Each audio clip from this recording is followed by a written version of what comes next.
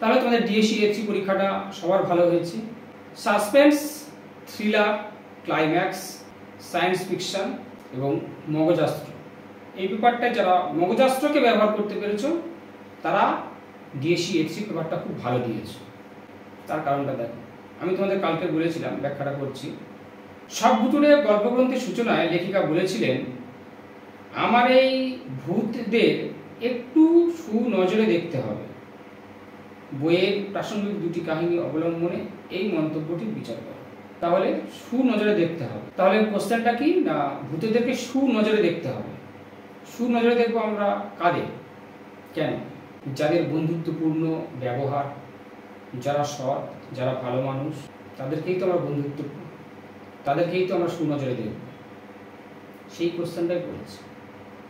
ওখানে ভূত মানুষের বন্ধুত্বপূর্ণ মধুর সহাবস্থান, কেউ ভয় উদ্রেককারী ভূত নয়, তারা আমাদের মতো সাধারণ ভালো মানুষ, তাই তো আমরা সুনজরে দেখি।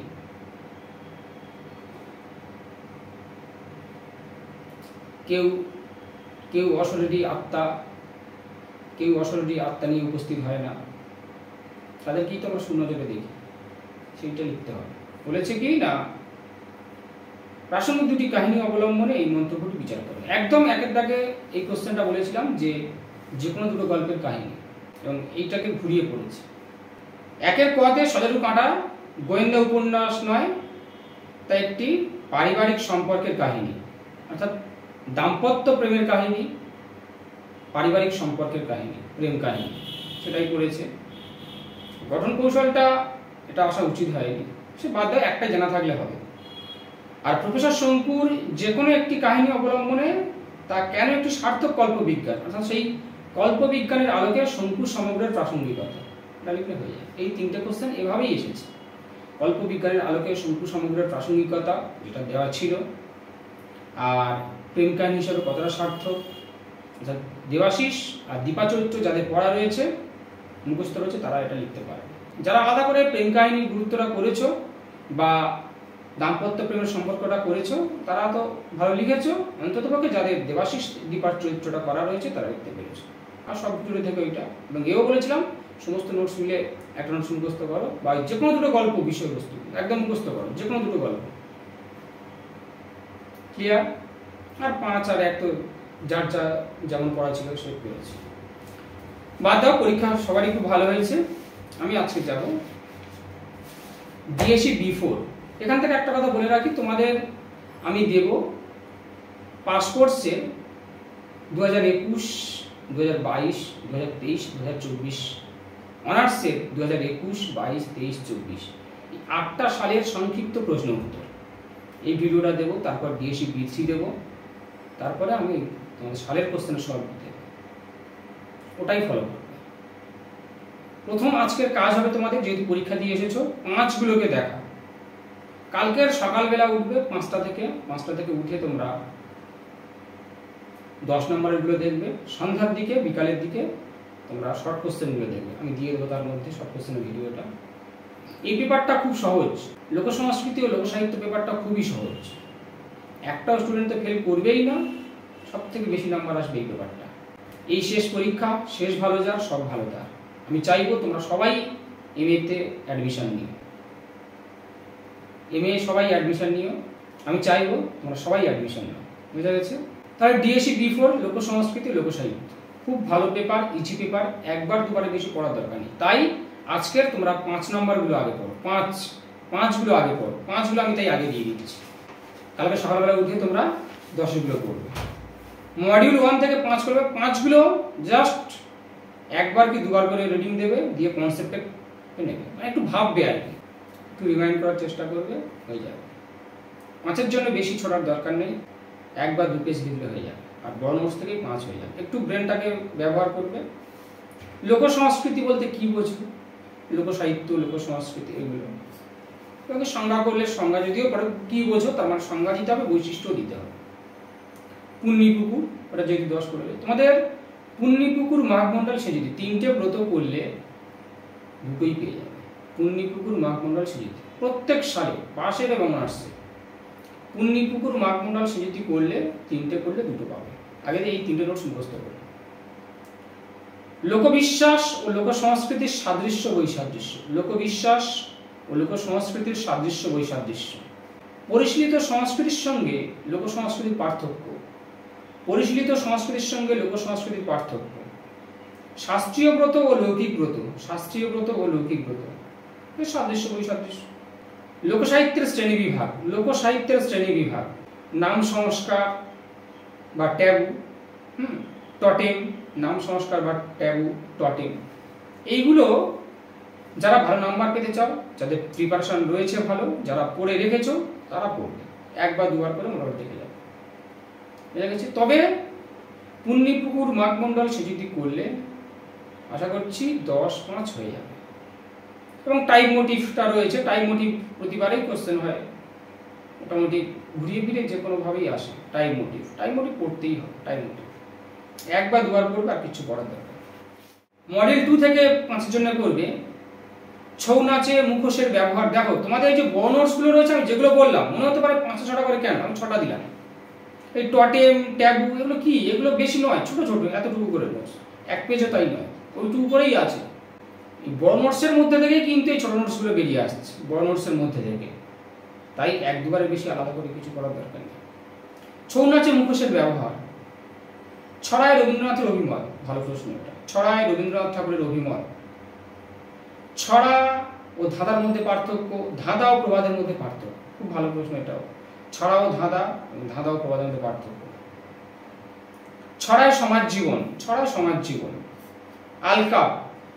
ধাঁধার মধ্যে প্রকৃতি কিভাবে ধরা পড়েছে। কিছু ধাঁধা কিছু প্রবাদ মুখস্থ করো, শর্ট কোশ্চেন আসবে। শর্ট কোশ্চেনে একটা ধাঁধা বা প্রবাদ তুলে দেবে, দিয়ে জানতে চাইবে এটা কোন শ্রেণীর প্রবাদ। ধাঁধার মধ্যে প্রকৃতি কিভাবে ধরা পড়েছে। ধাঁধার যে শ্রেণীবিভাগগুলো রয়েছে ওগুলো দেখবে, ওখানে বিভিন্ন ধরনের শ্রেণীবিভাগ রয়েছে। প্রকৃতি বিষয়ক থেকে দেবদেবী বিষয়ক বিভিন্ন ধরনের ধাঁধা রয়েছে, ওগুলো একটু দেখে রাখবে।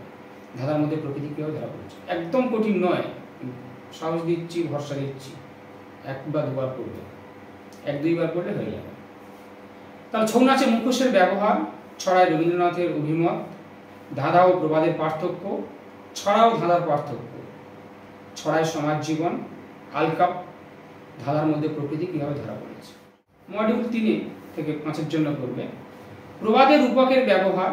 খুব ভালো প্রশ্ন। প্রবাদের সংসার জীবন, প্রবাদের সামাজিক অভিজ্ঞতা, রূপকথায় টাইপ মোটিভ, রূপকথার টাইপ মোটিভ, উপকথা, পশুকথা, নীতিকথা। খুব দামি প্রশ্ন, মানে এই তিনটের মধ্যে মনে হয় একটা দিয়ে দিতে পারে, উপকথা, পশুকথা, নীতিকথা। লোকগানে ব্যবহৃত বাদ্যযন্ত্র। এটা কি নোটস নাকি, এটা কি করতে হয় আলাদা করে মুখস্থ হবে। তোমাদের তো সমস্ত লোকসঙ্গীতগুলো মুখস্থ, সেখান থেকে একটু করে একটা করে লাইন মার্ক করো না, যে কোন কোন অঞ্চলে প্রচলিত আর কি কি বাদ্যযন্ত্র ব্যবহৃত। সেই লোকসঙ্গীতটা দেবে কোন অঞ্চলে আর কি কি বাদ্যযন্ত্র, এর মানে পয়েন্টস করে লিখবে। লোকগানে ব্যবহৃত বাদ্যযন্ত্র, লোককথার বৈশিষ্ট্য এবং অভিপ্রায়, এই কটা। প্রত্যেকটা থেকে 5-6টা করে দেওয়া, 5-এর তোমরা সবই পাবে আর সবই পারবে। 1 বা 2বার বেশি করতে হবে না, এটা আমি কথা দিলাম। প্রবাদের রূপকের ব্যবহার একদম কঠিন নয়, বিন্দুমাত্র কঠিন নয়। প্রবাদের সংসার জীবন, এই প্রবাদের সংসার জীবন আর সামাজিক অভিজ্ঞতা ভালো করে করো, আর উপকথা, পশুকথা, নীতিকথা, এই 3টে খুব ভালো করে করো। লোকগানে ব্যবহৃত বাদ্যযন্ত্র এটা মোটামুটি মুখস্থ করবার প্রয়োজনই নেই, তোমরা লিখতে পারবে। এটা পড়বে তাতে কি যায় আসে। এটা আলাদা করে মানে স্টার মারা আর নামার মধ্যে কোনো ডিফারেন্স নেই, কারণ সব থেকে সহজ প্রশ্ন এটা হলো। আর মডিউল 2 থেকে 5 জনের খুব ভালো করে করবে ছড়ায় রবীন্দ্রনাথের অভিমত, ছৌ নাচে মুখোশের ব্যবহার, আর ছড়ায় সমাজ জীবন, এই কটা।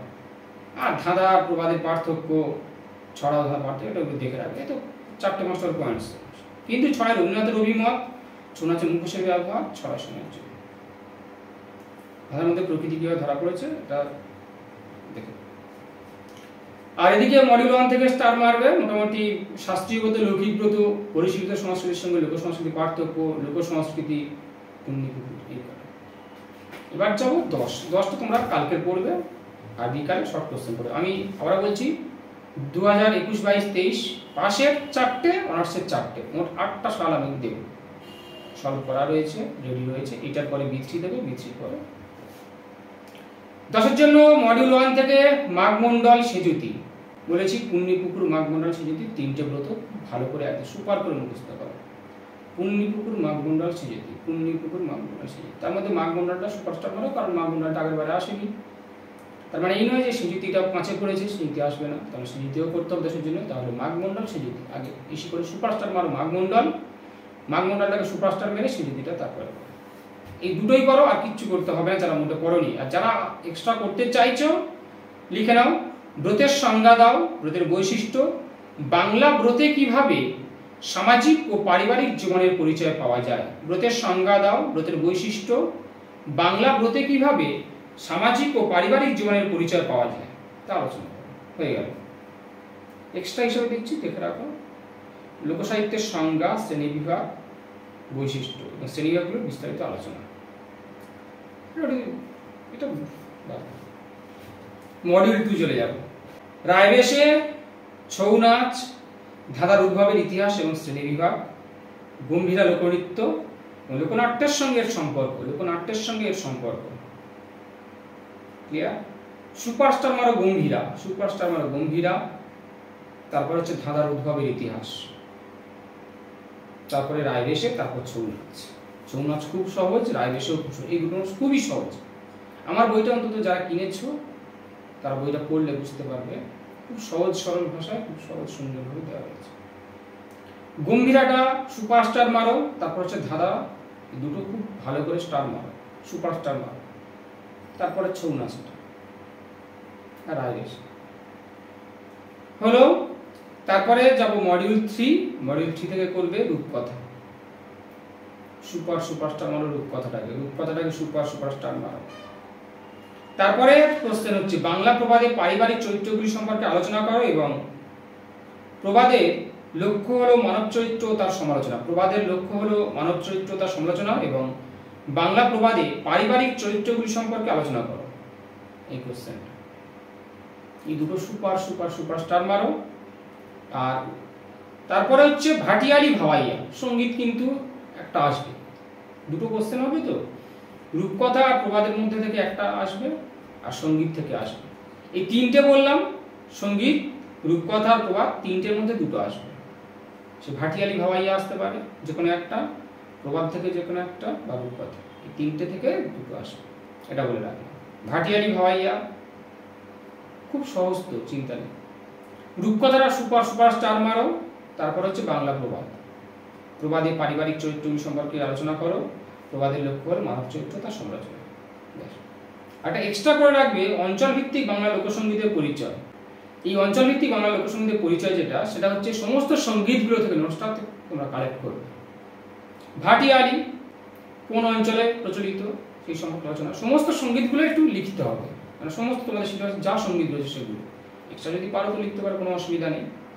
আগে সিলেবাস ভিত্তিক সমস্ত সঙ্গীতগুলো লিখতে হবে, অঞ্চল ভিত্তিক কোন কোন অঞ্চলে প্রচলিত, কোন কোন অঞ্চলের এগুলো বিখ্যাত রয়েছে, সেই সঙ্গীতগুলো আলোচনা করতে হবে। ক্লিয়ার?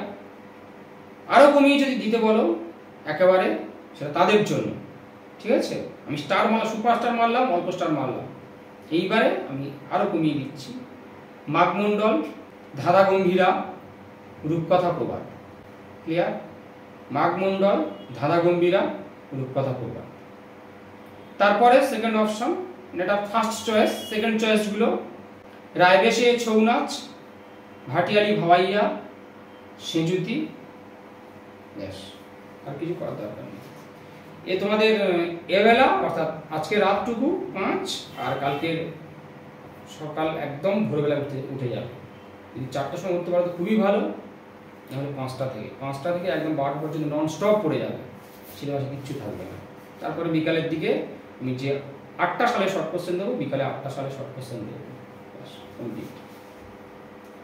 তাহলে সবাই খুব ভালো করে পরীক্ষা দিও, সমস্ত কিছু লিখো, একটাও কোশ্চেন ছাড়বে না, তোমাদের সবার পরীক্ষা ভালো হবে।